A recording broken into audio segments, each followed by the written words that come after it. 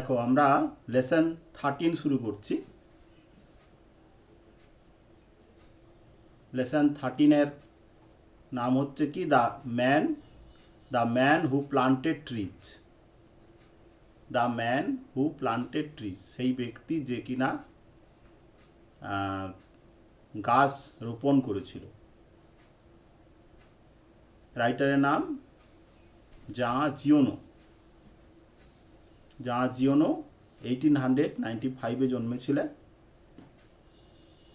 এবং মারা যান 1970। Was a French author who wrote works of fiction mostly set in the Provence region of France. His most noted works are The Horseman on the Roof, Two Riders of the Storm, etc. The present text is adapted from his famous work of the same name, which has been translated into English by Peter Doyle. তাহলে আমরা যে রাইটারের লেখা পড়ছি তিনি একজন French writer, ঠিক আছে, ফরাসি লেখক। তিনি তার ফিকশান অর্থাৎ নভেলের জন্য খুব বিখ্যাত, যেগুলো কিনা তার ফিকশানগুলোর পটভূমিকা হচ্ছে ফ্রান্সের প্রোভেন্স নামক প্রদেশ অঞ্চল।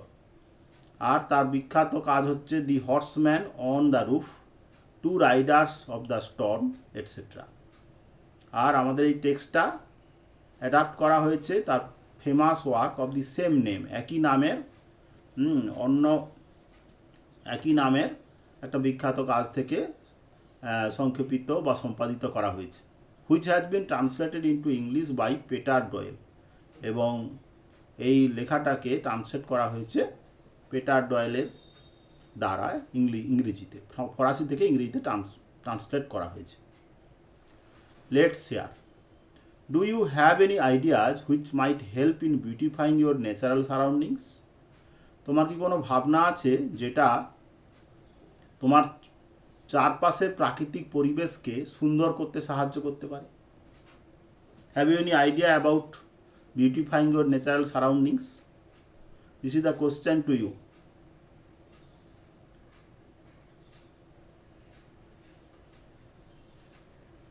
Isika, this is the question to you.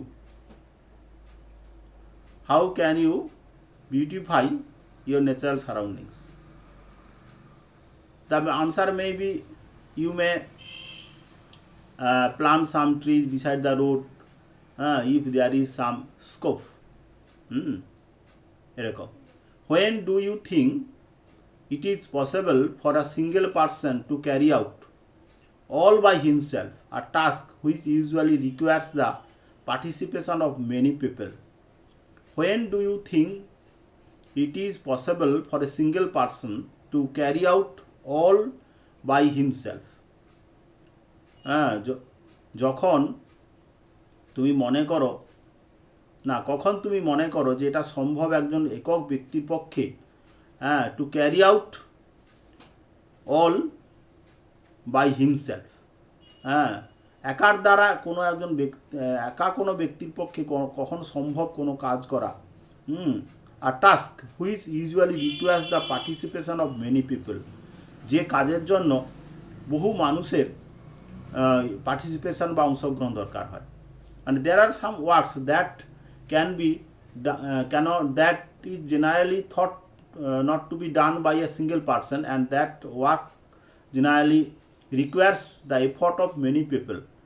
And if you find that some work has been done is being done by a single person, that is no doubt encouraging, inspiring and surprising to us. সেটা নিঃসন্দেহে সেটা আমাদের কাছে একটা surprising work. In this lesson the man who planted trees we find such a tremendous task done by a single person and which work requires the effort of many people, no doubt, নিঃসন্দেহে। Let us proceed to the main text.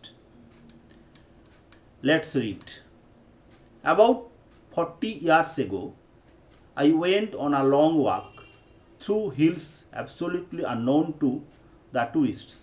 In that very old region where the Alps penetrated into Provence. It consisted of barren and monotonous lands. Nothing grew there except wild lavender. About 40 years ago, I went on a long hike. প্রায় 40 বছর আগে আমি একটা দীর্ঘ ভ্রমণে বেরিয়েছিলাম through hills absolutely unknown two tourist. সেই সমস্ত পাহাড়ের মধ্য দিয়ে যেটা টুরিস্টদের কাছে প্রায় নয় পুরোপুরি অজানা। তাহলে দি writer was very much brave বা অ্যাডভেঞ্চুরাস two go through a hilly region, and that region is almost unknown, almost not absolutely unknown, পুরোপুরি অজানা ছিল টুরিস্টদের কাছে। In that very old region where the Alps penetrate into Provence, বলছে সেই অঞ্চলে, সেই পুরনো অঞ্চলে যেখানে আলপস পর্বত প্রোভেন্সের মধ্যে প্রবেশ করেছে। পেনিট্রেট মানে প্রবেশ করা, বিদ্ধ করা। প্রোভেন্স একটা অঞ্চল, রিজিয়ন। প্রোভেন্স বলছে কি না, former Provence of south eastern France.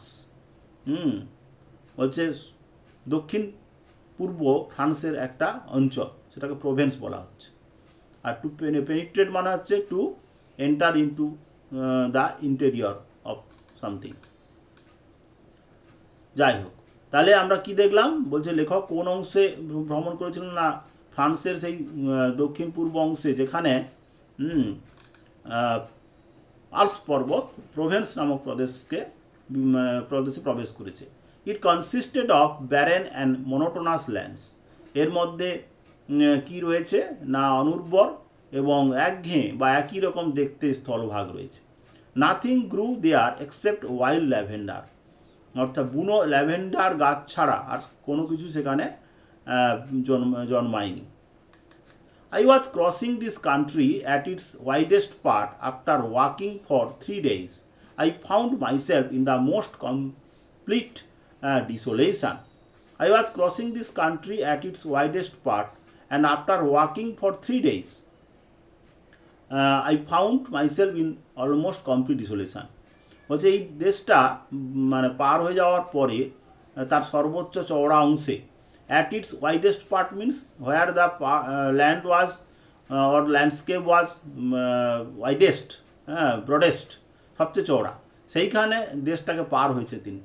And after walking for 3 days, 3 দিন হাঁটার পরে, I found myself in the most complete ডিসোলেশন, আমি নিজেকে দেখলাম আমি অত্যন্ত নির্জন একটা বা পুরোপুরি নির্জন একটা জায়গায় পৌঁছে গেছি। I was camped next to an abandoned village. আমি একটা পরিত্যক্ত গ্রামের পাশে ক্যাম্প করলাম, অর্থাৎ নিজের ক্যাম্প স্থাপন করলেন থাকার জন্য।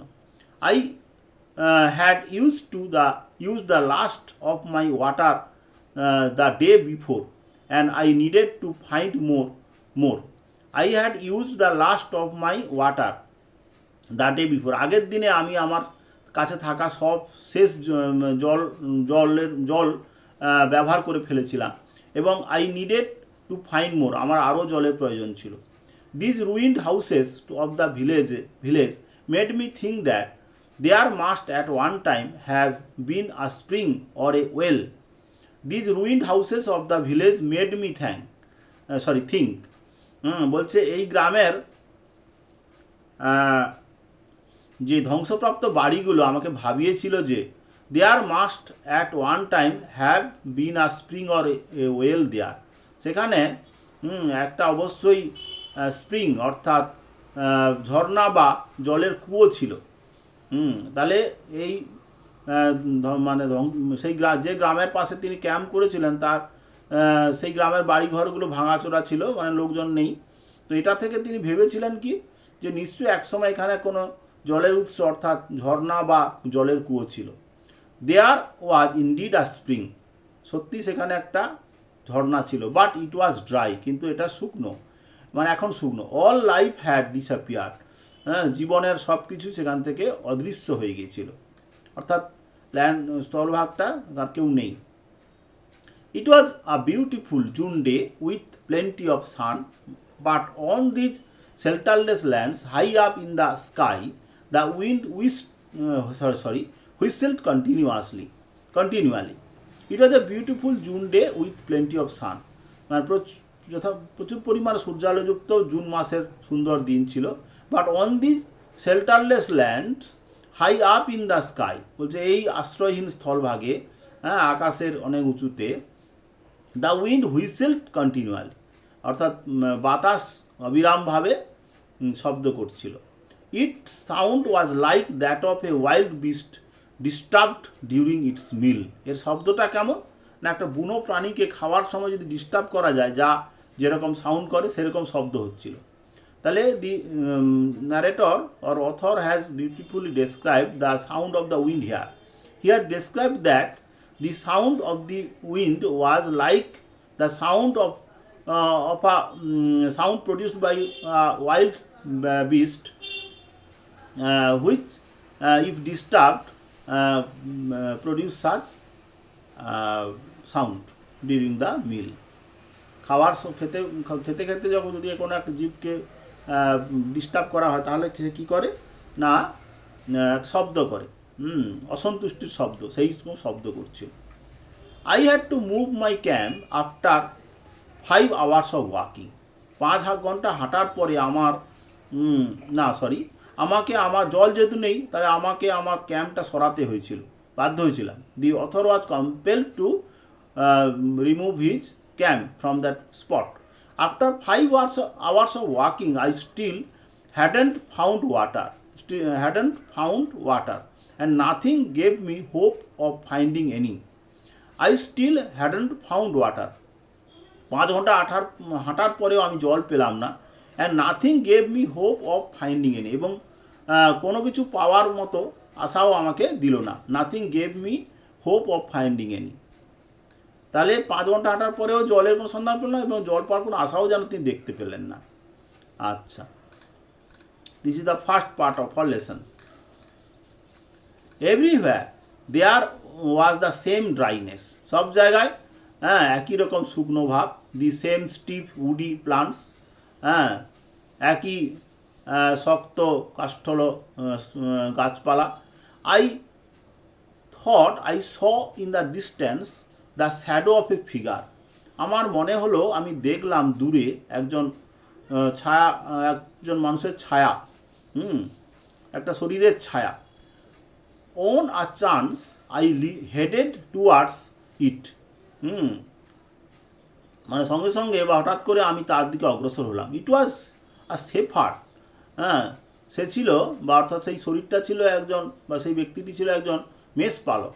30 lambs or so were resting near him on the scorching ground.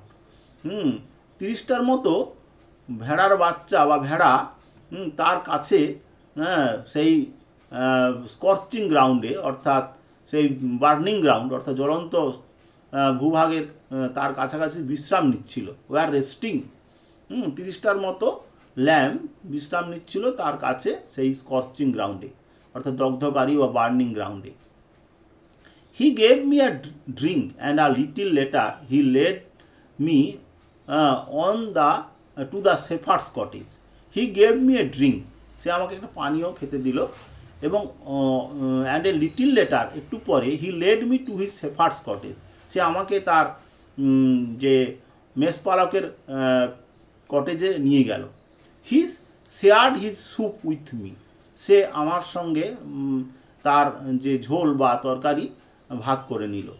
It had been agreed immediately that I would pass the night there, the closest village being still more than a day and a half further on. সে সঙ্গে সঙ্গে রাজি হয়ে গেল যে আমি তার সঙ্গে রাতটা কাটাবো, যেহেতু সবচেয়ে কাছের গ্রাম যেতে আরও একদিন হাঁটতে হবে, আরও 1.5 দিন হাঁটতে হবে, অর্থাৎ ফার্দার মানে সবচেয়ে কাছের গ্রামটা আরও 1.5 দিন দূরত্বে। সেই জন্য সে সঙ্গে সঙ্গে রাজি হয়ে গেল যে আমি তার সাথে রাতটা কাটাবো। দেয়ার are 4 or 5 villages dispersed far from one another on the flanks of the hills in the area. There are 4 or 5 villages dispersed far from one another. বলতে 4-5টা গ্রাম একটা থেকে অন্যটা থেকে বহু দূরে ছড়িয়ে ছিল। on the flanks of these hills in the area, এই পাহাড়ি অঞ্চলের বিভিন্ন কোণে কোণে। ফ্ল্যাঙ্কস মানে হচ্ছে দেখো সাইডস, বিভিন্ন সাইডে ছড়িয়ে ছড়িয়ে ছিল। ডিসপার্স মানে ছড়িয়ে ছিল। They are inhabited by woodcutters who make charcoal. হ্যাঁ, সেই সমস্ত গ্রামগুলোতে কারা বাস করত? না উড কাটাররা, কাঠুরিয়ারা, যারা চারকোল তৈরি করত। The shepherd took out a bag and poured a pile of acorns out on the table. Shepherd কী করলো? সেই মেষপালক কী করলো? একটা ব্যাগ বার করলো এবং অ্যাকর্নস অর্থাৎ ওক ফলের বীজকে সে টেবিলের উপর ঢেলে দিল। He began to examine them one after another with a great deal of attention. সে তারপরে সেগুলোকে পরীক্ষা করতে লাগলো একটার পর একটা মহা মনোযোগের সঙ্গে। Separating the good ones from the bad, এবং ভালোগুলো থেকে খারাপগুলোকে আলাদা করতে লাগলো। হ্যাঁ, when he had before him 100 perfect accounts he stopped and he went to bed. যখন সে 100 নিখুঁত বীজ মানে বার করলো, তখন সে থামলো এবং ওয়েন্ট টু বেড, এবং তারপরে ঘুমোতে গেল। The company of this man brought me a feeling of peace. এই মানুষটির সঙ্গ আমাকে একটা শান্তি দিল। He gave me the impression that nothing could disturb him. সে আমাকে এই ভাবনাটা দিল যে কোনো কিছু তাকে ডিস্টার্ব করতে পারে না। I was intrigued and I wanted to find out more about this man. আমি এই লোকটি সম্পর্কে আমি খুব ঘাবড়ে গেলাম। আই ওয়াজ ইন্ট্রিগড, আমি ঘাবড়ে গেলাম এবং আমি চেয়েছিলাম এই লোকটি সম্পর্কে আরও কিছু খোঁজ খবর নিতে। তাহলে আমরা দেখতে পাচ্ছি কি, যে লেখক ঘুরতে ঘুরতে ওই যে ছায়া মূর্তি বা একজন মানুষের ছায়া দেখতে পেলেন। সেইটা দেখে তিনি তার দিকে কাছে গিয়ে তিনি শুধু জলই পেলেন না, তিনি তিনি সামান্য হলেও খাবার দাবার পেলেন এবং তার ক্রিয়াকর্ম লক্ষ্য করলেন। লোকটা কী করলো সেটা আমরা দেখলাম।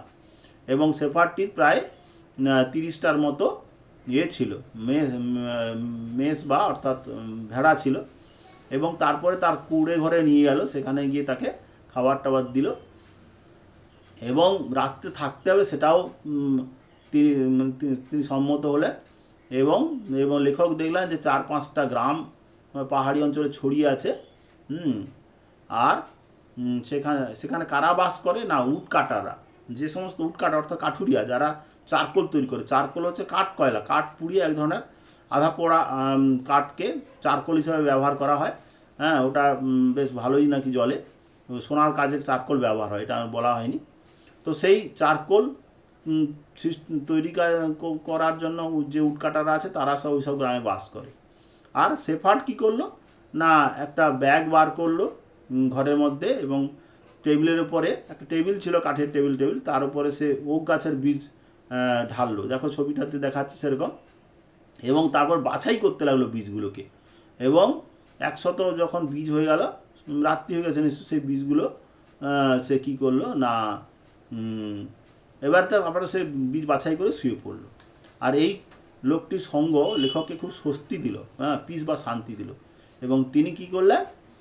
তিনি বুঝলেন যে এই লোকটা এমন কাজে ব্যস্ত, তাকে কোনো কিছু ডিস্টার্ব করতে পারে না। এবং তখন তিনি খুব ঘাবড়ে গেলেন, অর্থাৎ বিব্রত হলে ভেবে পাচ্ছেন না যে এই লোকটা কী করে, কেন এইভাবে বীজ করছে, তিনি জানেন না। সেই জন্য বলছে, I was intrigued, I was puzzle and confused and I wanted to find out more about this man. এবং এই লোকটি সম্পর্কে আমি আরও কিছু জানতে চেয়েছিলাম। কি গো, আর এগোবো নাকি বলো?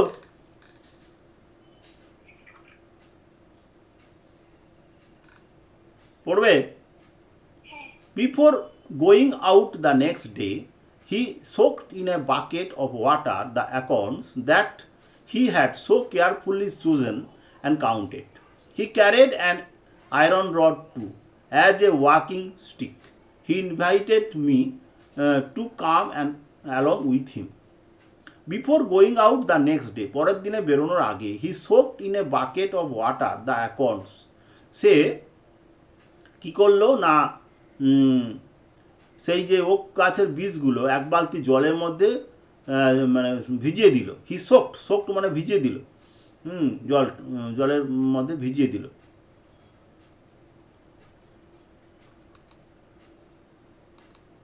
সোক করা বলি আমরা। আচ্ছা,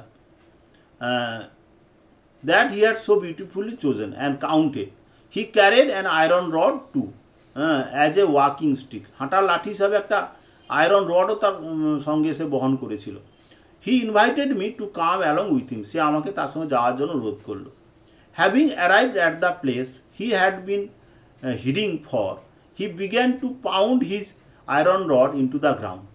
having arrived at the place he had been heading for, যে জায়গায় যাওয়ার উদ্দেশ্যে রওনা দিয়েছিল সেই জায়গায় পৌঁছে he began to pound his iron rod into the ground. সে তার লোহার রড দিয়ে সেই মাটিতে আঘাত করলো। পাউন্ড মানে সজোরে আঘাত করা।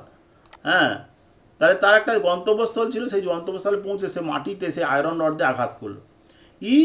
This made a hole in which he placed an acorn. এর ফলে একটা গর্ত হয়ে গেল এবং যার মধ্যে সে একটা ওক বীজ স্থাপন করলো। And covered over the hole again, এবং সেই গর্তটাকে আবার ঢেকে দিল। He was planting oak trees. সে ওক গাছ রোপণ করছিল, অর্থাৎ ওক গাছের বীজ রোপণ করছিল। In this way he planted his 100 acorns with great care. এইভাবে সে যত্ন সহকারে 100 বীজ রোপণ করলো। He told me that for 3 years now he had been planting trees in this solitary way. সে আমাকে বলেছিল যে 3 বছর ধরে সে গাছ লাগাচ্ছিল এই নির্জনভাবে বা এইভাবে সলিটারি ওয়েতে। He had planted 100,000। সে 100,000 মানে হচ্ছে 10,000, 100,000 না, 1 লক্ষ গাছ, এগুলো শত হাজার অযুত লক্ষ, 1 লক্ষ গাছ রোপণ করেছিল। অফ দিজ 100,000,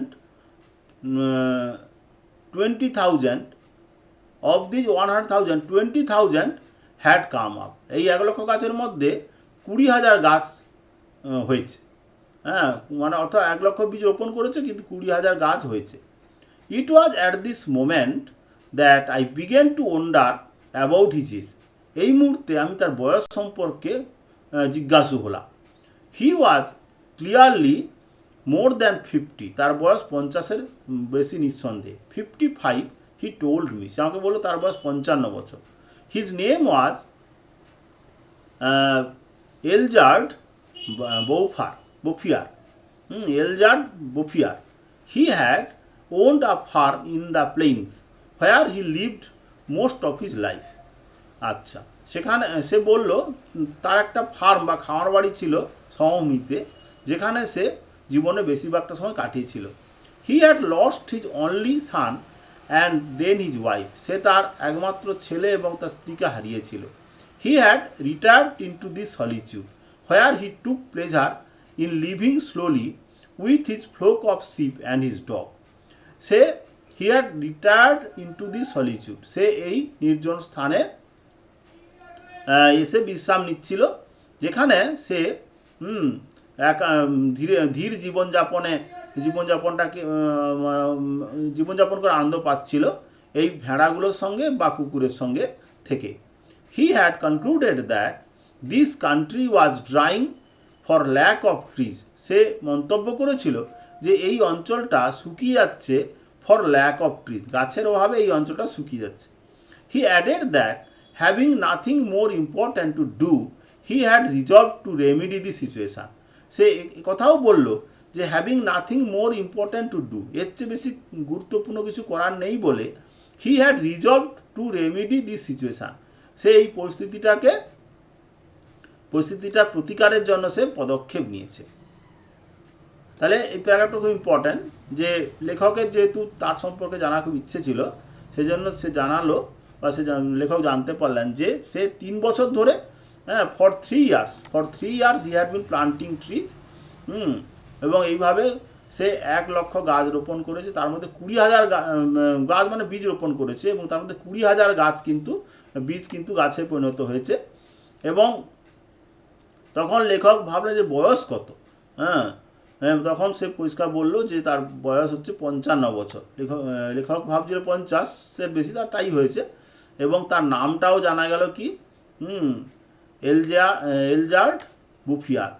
এবং তার একটা সমমিত ফার্ম ছিল, খামার বাড়ি ছিল, এবং যেখানে সে জীবনে বেশিরভাগ সময় কাটিয়েছিল। আর তার স্ত্রী এবং ছেলে মারা যাওয়ার পরে সে এই নির্জন স্থানে এসে আনন্দ পাচ্ছে, এবং সেখানে সে ভেড়া এবং তার কুকুর নিয়ে থাকে। এবং সে বলল, তার মন্তব্য যে এই অঞ্চলটা শুকিয়ে যাচ্ছে, হ্যাঁ, এবং শুকিয়ে যাওয়ার পরিচয়টা আমরা পেয়েছি। ঝর্ণা ছিল, শুকিয়ে গেছে ইত্যাদি, লোকজন নেই, গ্রাম ফাঁকা, ঘরবাড়ি ভাঙাচোরা হয়ে পড়ে আছে, কেউ নেই। তো একবারে তো তার মানে জলের সন্ধান না থাকলে মানুষ থাকবে কী করে? তো সেই জন্য লোকেরা সব ঘরবাড়ি ছেড়ে চলে গেছে। কিন্তু লেখক না, এই এলজার্ড বুফিয়ার ভাবলো কি, যে আমার তো কেউ কিছু কোথাও নেই, অতএব আমি হচ্ছে যদি এদেরকে এখানে গাছ লাগাই। গাছের অভাবে এই মানে এটা হয়ে যাচ্ছিলো, ড্রাইং প্রসেসটা চলছিল। সেই জন্য বলছে এর রেমেডি হচ্ছে কি না, গাছ লাগানো। যাই হোক, we parted the next day, আমরা পরের দিনে রওনা হলাম। The next year the war কেম, পরের বছর, মানে লেখক ওখান থেকে চলে এলেন, পরের বছর যুদ্ধ শুরু হলো। In which I was engaged for 5 year, যে যুদ্ধে আমি 5 বছর নিযুক্ত হয়েছিলাম। With the war behind I had a great desire to breathe a little pure air and I set out again. যুদ্ধ শেষ হয়ে যাওয়ায় আমার খুব আনন্দ হলো, কারণ আমার খুব ইচ্ছে হলো, হ্যাঁ, মানে হালকা বাতাস গ্রহণ করার জন্য, অর্থাৎ অবসর যাপনের জন্য। এবং তিনি আবার বেরিয়ে পড়লেন along the trail through that deserted country. সেই ভূভাগের মধ্য দিয়ে, সেই পরিত্যক্ত স্থানের মধ্যে দিয়ে তিনি যাত্রা শুরু করলেন। দি ল্যান্ড হ্যাড নট চেঞ্জ, সেই স্থলভাগটা পরিবর্তন হয়নি। Ever since the day before I had been thinking about the shepherd who planted trees. হ্যাঁ, বলছে আগের দিন থেকে আমি ভাবছিলাম সেই মেষপালকের কথা, যে কিনা গাছগুলো লাগিয়েছিল। 10,000 oaks I had said to myself must really take up a lot of space. হ্যাঁ, 10,000 ওক গাছ নিশ্চয়ই অনেকটা জায়গা নিয়েছে। When I met Elzeard Bouffier this time, দেখো সেকেন্ডবারে 5 বছর পরে গিয়েও দেখা হয়েছে। I found that the war had not disturbed him at all. যখন আমি 5 বছর পরে তার সঙ্গে দেখা করতে গেলাম, আমি দেখলাম যুদ্ধ তাকে কোনোভাবে ডিস্টার্ব করতে পারেনি। He had continued with this planting, সে তার এই গাছ লাগানোটা চালিয়ে গেছে। The oaks of 1910 were now 10 years old and were taller than me and than him. 1910 সালে লাগানো গাছগুলো, ওক গাছগুলো এখন 10 বছর বয়স্ক, এবং সেগুলো আমার চেয়ে বা তার চেয়েও অধিক লম্বা হয়ে গেছে। দি সিন ওয়াজ ইমপ্রেসিভ, হ্যাঁ, দৃশ্যটা খুব আকর্ষণীয় ছিল।